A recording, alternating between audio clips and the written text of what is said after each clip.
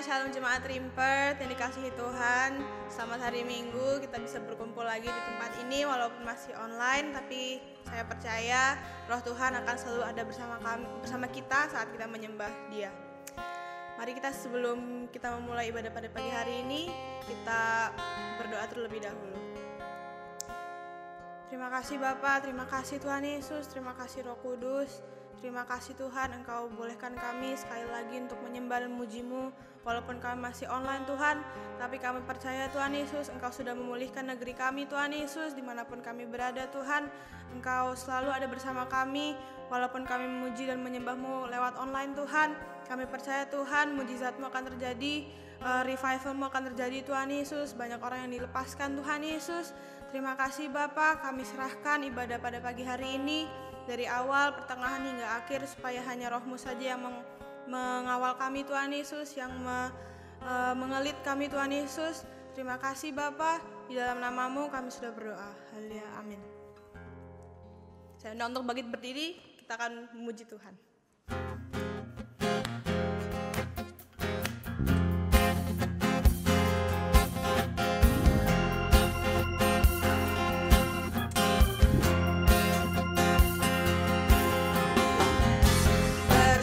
Ku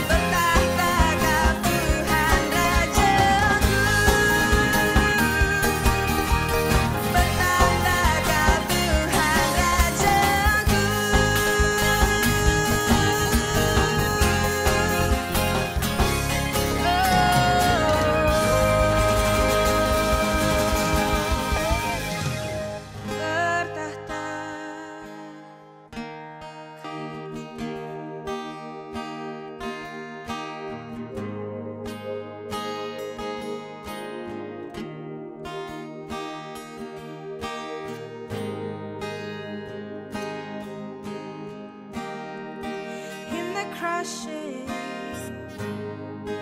in the pressing, you are making new wine. In the soil I now surrender. You are breaking new ground. One more time we say, in the crushing, in the pressing, you are making new wine. In the soil I now surrender. You are breaking new ground. You are breaking new ground. So I yield to you into your careful hand. When I trust you, I don't need to understand. Make me your vessel. Make me an offering. Make me whatever you want me to be. I came here with nothing, but all you have given me. Jesus,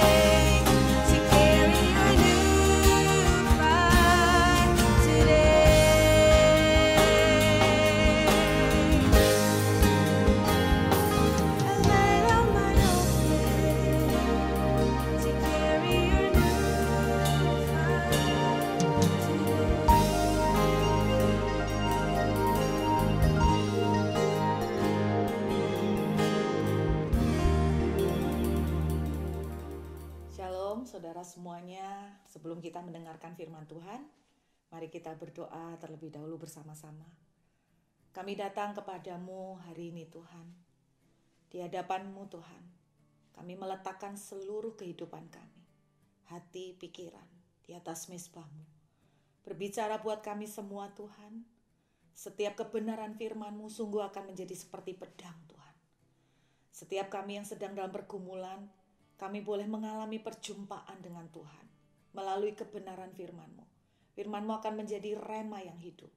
Tuhan urapi kami semua, baik hamba-Mu maupun setiap saudara-saudara yang mendengarkan, supaya kami betul-betul menangkap kerinduan hati-Mu, menangkap pesan-Mu, menangkap isi hati-Mu. Terima kasih Bapa, kami mengucap syukur. Kami kembalikan semuanya, hanya dalam satu nama Tuhan Yesus kami berdoa. Haleluya. Amin. Puji Tuhan. Shalom saudara, apa kabar semuanya? Tidak terasa kita sudah menginjak pertengahan tahun. 1 tahun ini sudah akan kita jalanin, kita sudah di tengah-tengah saudara. Beberapa waktu yang lalu ada satu firman Tuhan yang betul-betul menjadi rema, yang menguatkan saya. Dan saya mendapatkan kebenaran firman ini berkaitan dengan setengah tahun yang sudah lewat. Sampai setengah tahun ini, saya melihat bahwa sepertinya apa yang Tuhan janjikan sebelum tahun 2020, sampai detik ini sepertinya belum terrealisir, belum tergenapi sama sekali. Mungkin di antara saudara juga ada yang sedang menanti-nantikan janji Tuhan. Seseorang teman menelpon saya 3 hari lalu dan dia berkata begini, Bu, masih ada 6 bulan. Dan dia bilang begini, saya percaya janji Tuhan yang diberikan kepada kami untuk tahun 2020 pasti akan digenapi. Rupanya banyak juga, bukan hanya saya, banyak orang yang sekarang sedang menanti-nantikan pernyataan penggenapan janji Tuhan. Dan mungkin di antara saudara juga sedang menunggu janji pertolongan Tuhan, janji pemulihan, janji penyertaan apa saja. Kita akan belajar saudara dari satu cerita di firman Tuhan yang betul-betul telah menjadi kekuatan buat saya. Kita akan melihat bacaan kita hari ini dari Yosua, pasal yang ke-5 dan pasal yang ke-6. Saudara, Yosua adalah seorang pemimpin yang dipilih setelah Musa. Dan bersama dengan Yosua lah orang Israel akhirnya memasuki tanah perjanjian.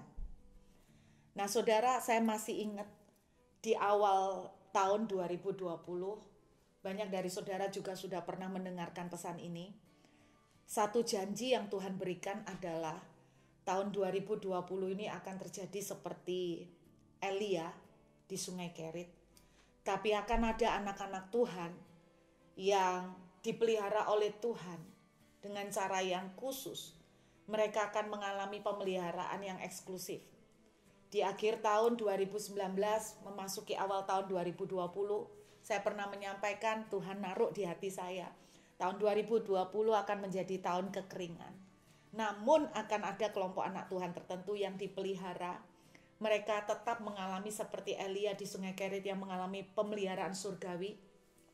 Tahun 2020 akan menjadi tahun di mana akan ada anak-anak Tuhan tertentu yang dibawa untuk mengalami open heaven. Mereka berjalan di bumi, tapi seperti di surga, heaven on earth. Mereka berjalan di bumi, tapi mereka mengalami surga yang terbuka, di mana berkat-berkat Tuhan akan tetap dicurahkan bagi mereka. Yang lain mungkin akan mengalami kekeringan, tapi ada anak-anak Tuhan tertentu yang mereka akan mengalami pemeliharaan Tuhan secara supranatural yang luar biasa. Itu awal tahun 2020 yang merupakan sebuah message yang Tuhan kasih. Dan sekarang sudah memasuki setengah tahun.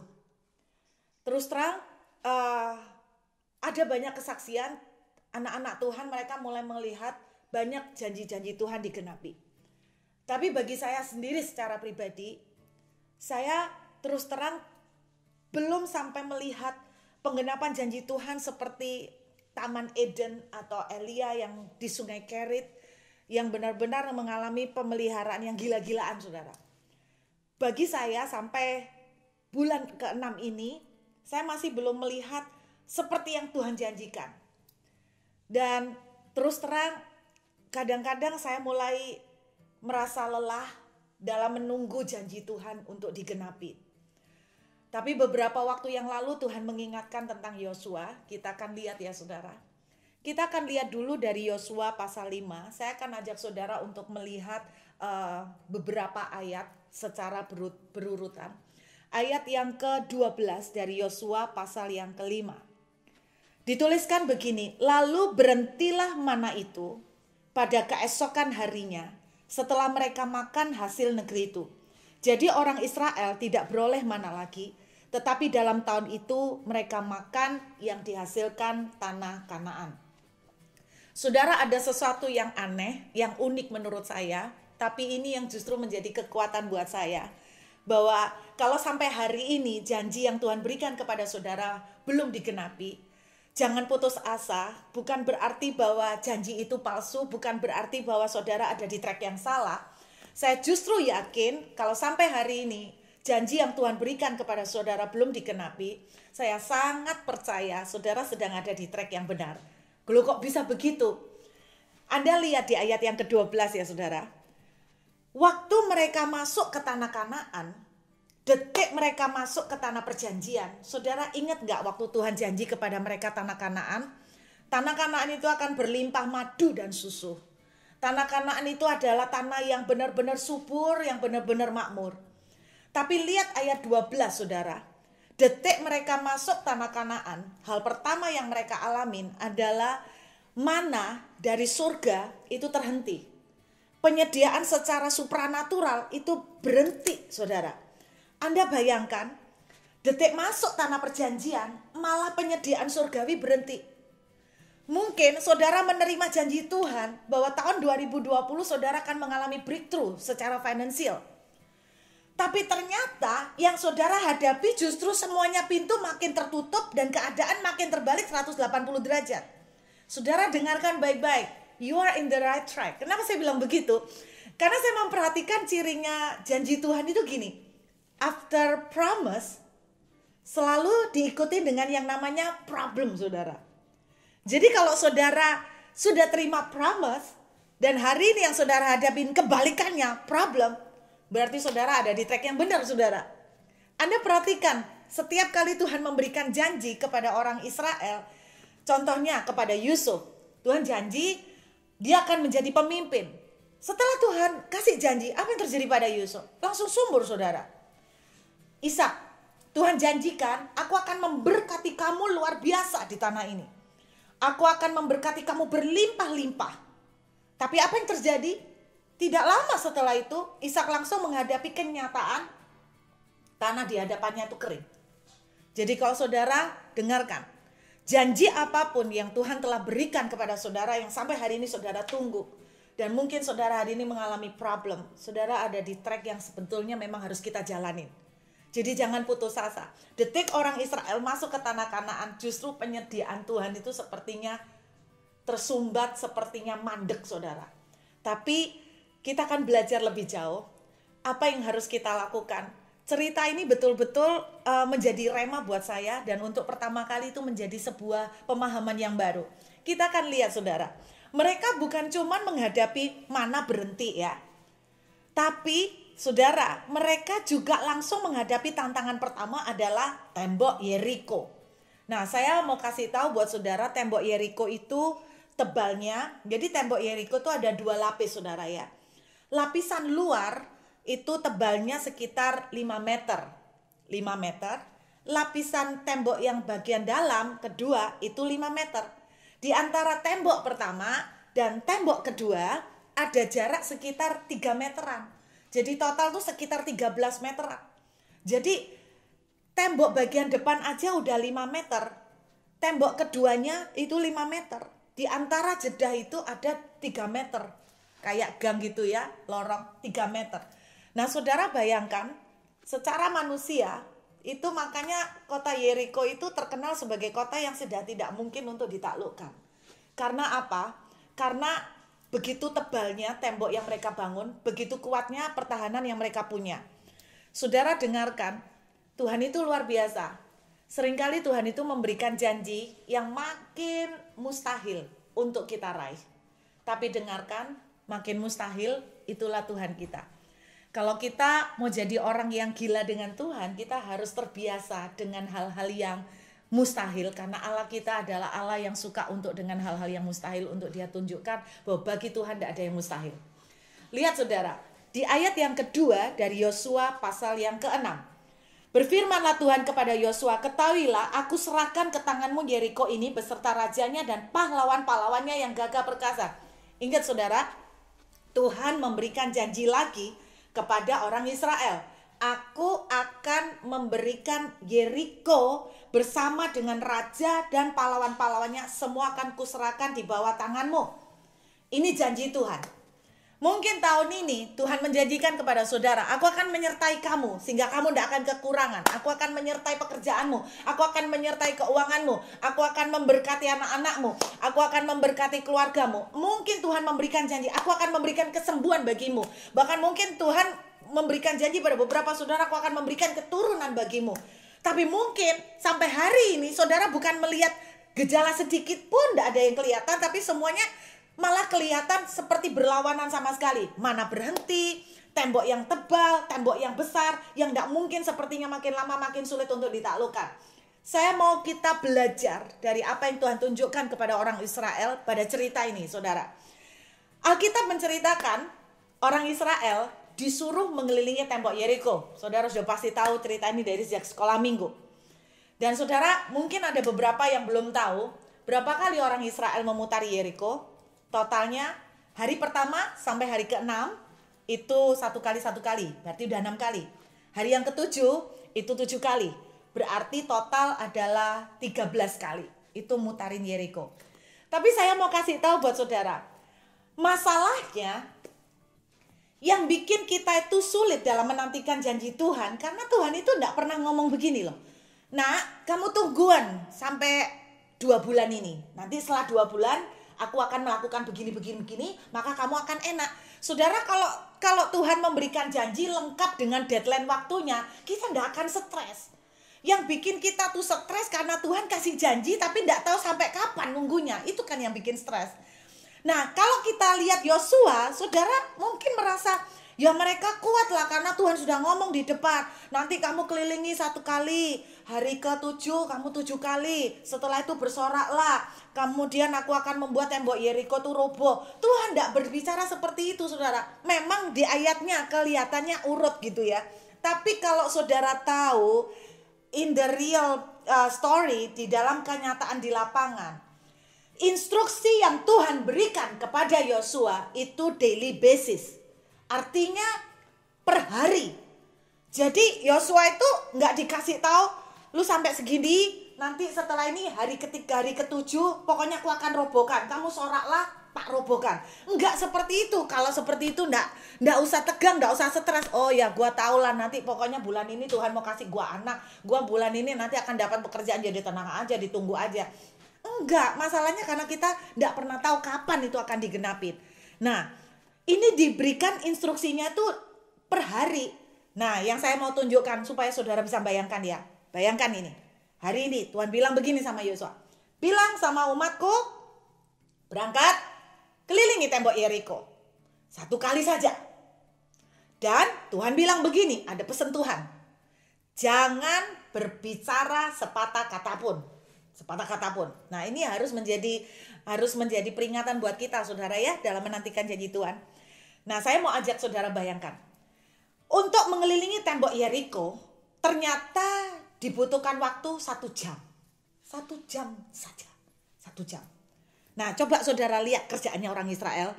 Saya tunjukkan kepada saudara ayat 11. Lihat ya. Demikianlah tabut Tuhan mengelilingi kota itu. Mengedarinya sekali saja. Kemudian kembalilah mereka ke tempat perkemahan dan bermalam di tempat perkemahan itu. Jadi Tuhan suruh pergi, kelilingi, 1 jam kan selesai. Ngapain? Pulang, balik ke tempat perkemahan. Dan Tuhan ngomong begini, jangan ngomong sepatah kata pun. Saya bayangin gini ya. Ini tentara Israel sudah siap semua. Pak Komandan, kami sudah siap. Disuruh apa ini? Pedang sudah siap. Alat-alat senjata sudah dipersiapkan semua. Yosua bilang, kita kelilingi tembok Yeriko. Apa Pak? Kelilingi. Satu kali, dengar. Nggak perlu ngomong apa-apa. No comment. No comment. Blok komennya ya.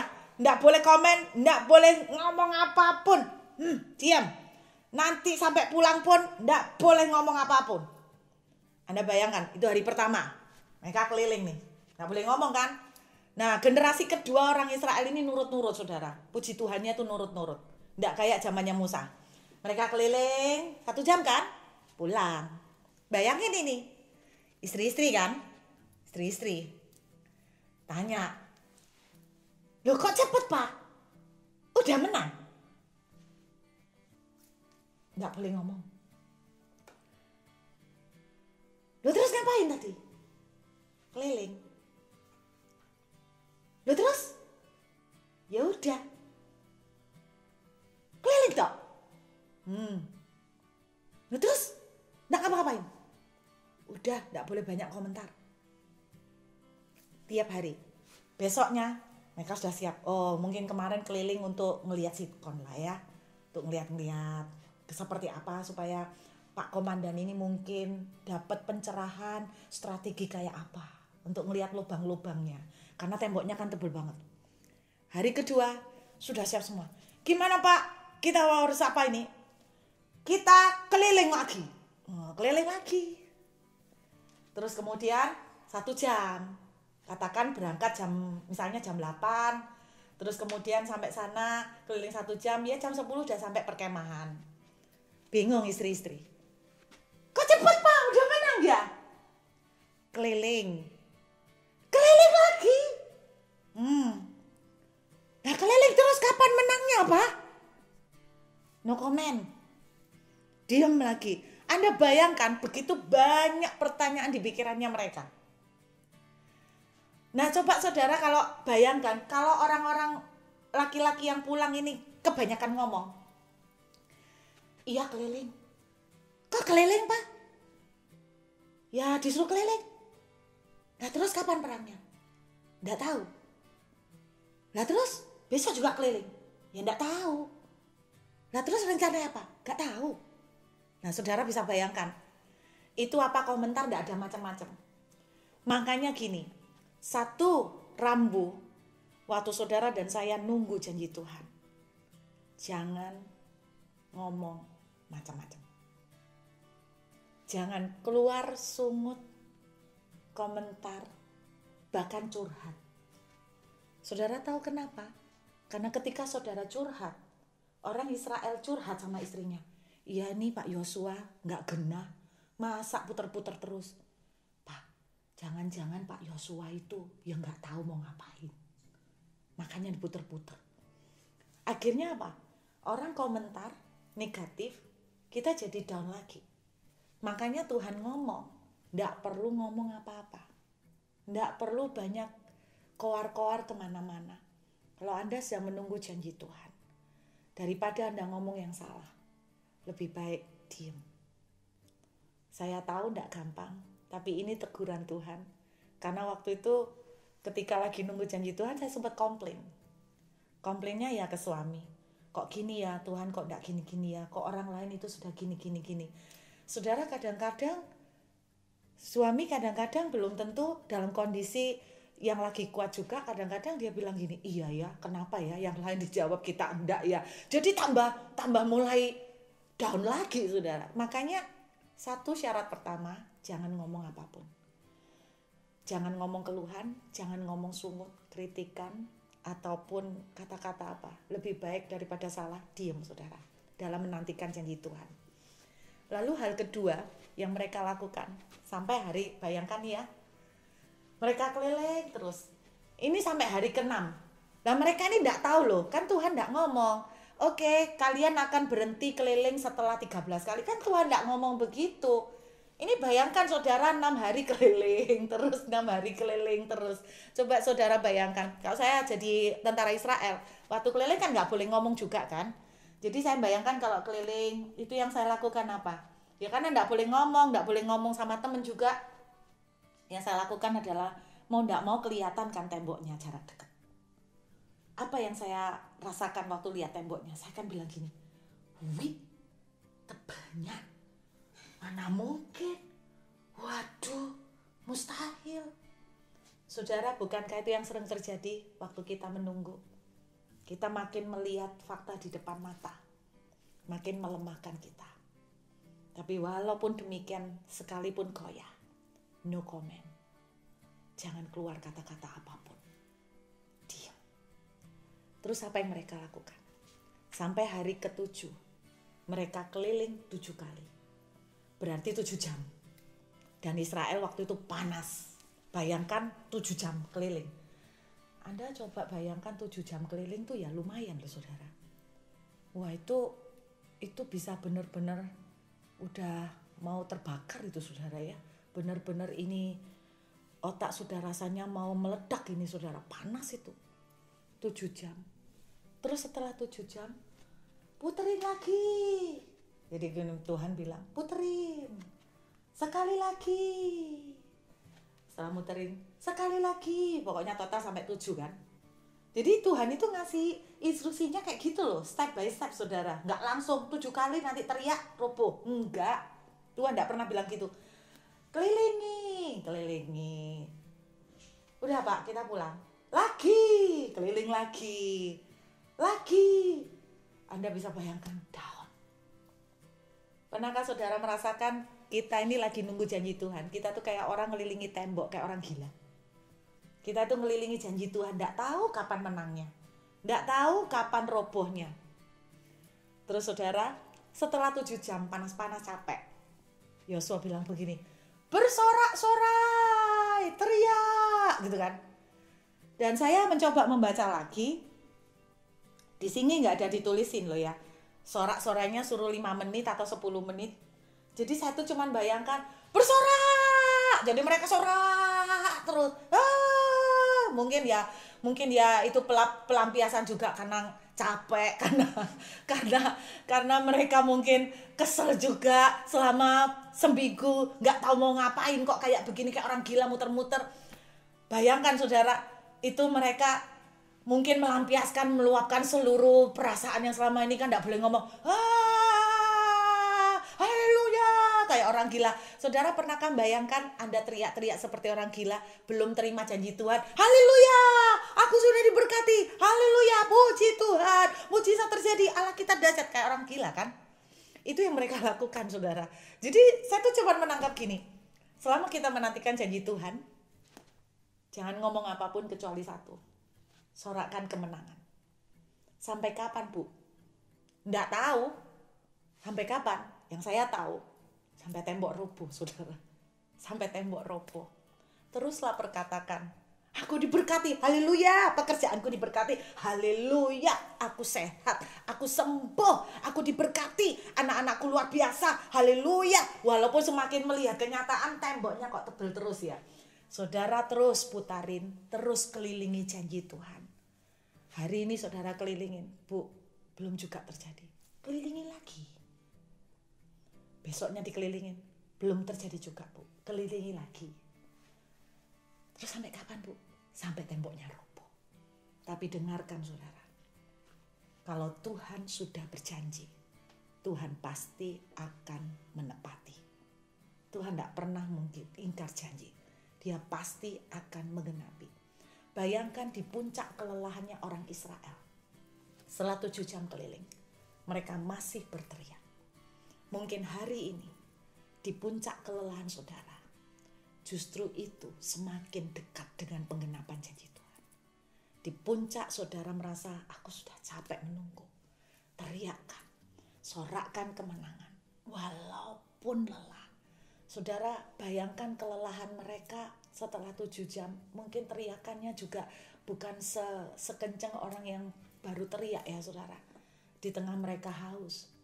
Tapi teruslah bersorak, teruslah berteriak. Dan saudara, saya yakin janji Tuhan akan terjadi buat kita. Bahkan saya tetap percaya masih ada waktu 6 bulan. Saudara, dalam waktu seketika itu, setelah mereka bersorak-sorai, saya tidak tahu berapa lama, berapa menit, tiba-tiba bisa juga beberapa jam loh itu saudara, karena kita tidak menuliskan. Setelah itu tembok roboh. Jadi kalau hari ini engkau udah mulai merasa apakah mungkin janji Tuhan akan terjadi, jangan menyerah saudara. Wanita pendarahan 12 tahun, sudah berobat kemana-mana, sudah menghabiskan seluruh hartanya. Seandainya hari itu dia memang tidak mampu untuk berjalan sampai dia harus merangkak. Dan seandainya hari itu dia berkata, aku sudah tidak kuat, maka hari itu dia tidak akan pernah mengalami kesembuhan. Saya cuma ingat satu hal, Tuhan bisa menciptakan alam semesta dengan segala isinya hanya butuh 6 hari. Apakah terlalu sulit bagi Tuhan untuk merobohkan tombok saudara? Hanya dalam waktu 1 hari. Kelilingi lagi saudara, karena Anda tidak akan pernah tahu. Siapa tahu hari ini, atau besok, atau 1 minggu lagi, kita tidak akan pernah tahu. Tapi yang pasti, kalau saudara menyerah, saudara lepaskan janji yang Tuhan sudah berikan, maka saudara tidak akan pernah menerima penggenapan. Karena itu, saya berdoa dimanapun saudara ada hari ini, Anda mendengarkan kebenaran ini. Mungkin saudara sudah lelah nunggu, tapi jangan berhenti. Istirahatlah sebentar, tapi bangkitlah kembali. Teriakkan kemenangan, soraklah kemenangan. Terus kelilingi lagi dan sorakkan kemenangan. Jangan ngomong yang negatif. Terus kelilingi dan sorakkan kemenangan. Tuhan sanggup mengatasi segala yang tidak mungkin. Bahkan Lazarus yang sudah membusuk sekalipun, bukankah Tuhan bisa mengatasinya? Karena bagi Tuhan, bau itu tidak masalah. Bagi Tuhan, pembusukan itu tidak akan menjadi kendala. Kalau hari ini saudara bilang, aku sudah terlambat, waktuku sudah habis, aku sudah terlalu tua untuk mempunyai seorang anak. Saudara, saya nggak tahu ya, tapi yang saya pernah ketemu, saya ketemu seorang jemaat, teman sendiri. Dia mempunyai anak ketika dia menopause. Saudara, amazing. Dia punya anak ketika menopause. Bagi Tuhan, tidak ada kematian yang bisa menghalangi. Karena Tuhan sudah mengalahkan kematian. Bagi Tuhan, tidak ada kemandulan yang bisa menghalangi. Tuhan sudah mengalahkan semua keguguran. Karena bagi Tuhan, tidak ada yang mustahil. Karena itu janji Tuhan, apapun yang sedang saudara tunggu, ayo kita bangkit kembali. Anda lelah, istirahatlah sebentar. Tapi bangkit kembali, kelilingi lagi, sorakkan kemenangan, lepaskan deklarasi kata-kata berkat, lepaskan deklarasi kata-kata pujian, lepaskan deklarasi kata-kata yang mendatangkan kesembuhan. Saudara, lepaskan kata-kata positif, kelilingi lagi, lepaskan kata-kata positif, kelilingi lagi, lepaskan kata-kata positif, sampai saudara dan saya melihat tembok itu roboh dan kita menguasai apa yang Tuhan sudah janjikan. Amin. Yuk kita berdoa. Bapakku berdoa buat setiap anak-anak Tuhan, dimanapun mereka sedang berada, di rumah, di tempat mereka sedang melakukan aktivitas. Tuhan, aku berdoa di dalam nama Tuhan Yesus, kekuatan roh yang baru turun atas kami semua. Hamba berdoa bahwa banyak dari kami sedang menunggu janji Tuhan. Mungkin kami melihat bahwa sepertinya janji Tuhan berlawanan 180 derajat, bertolak belakang dengan kenyataan yang kami hadapi Tuhan. Namun pada hari ini Tuhan, kami berdoa supaya semua yang sedang menantikan janji Tuhan, mereka tetap diingatkan kembali apa yang keluar dari mulut Tuhan tidak akan pernah gagal. Kalau hari ini kami mulai melihat seperti mana itu tertutup tembok Yeriko yang ada di bentangan mata, kami boleh tetap belajar percaya bahwa kami ini orang percaya. Itu sebabnya kami disebut orang percaya, karena kami hidup karena percaya, bukan karena melihat apa yang di depan mata Tuhan. Karena itu tolong setiap kami, kalau kami hari ini masih terus mengelilingi janji Tuhan, beri kami kekuatan untuk mengelilingi lagi sampai kami menyorakkan kemenangan, sampai terus kami menyorakkan puji-pujian. Karena kami percaya Tuhan setia dengan apa yang Tuhan janjikan. Kekuatanmu mengalir, damai sejahteramu mengalir hari ini Tuhan, dimanapun jemaatmu ada. Dan aku berdoa ada api yang dibangkitkan kembali, api yang bangkit kembali untuk melihat janji Tuhan sampai terjadi. Hamba percaya Engkau sudah melakukannya di masa lalu, Engkau akan melakukannya lagi di masa sekarang. Terima kasih Bapa, meteraikan firman-Mu jadi kekuatan bagi kami di dalam nama Tuhan Yesus. Haleluya, amin. Tuhan memberkati.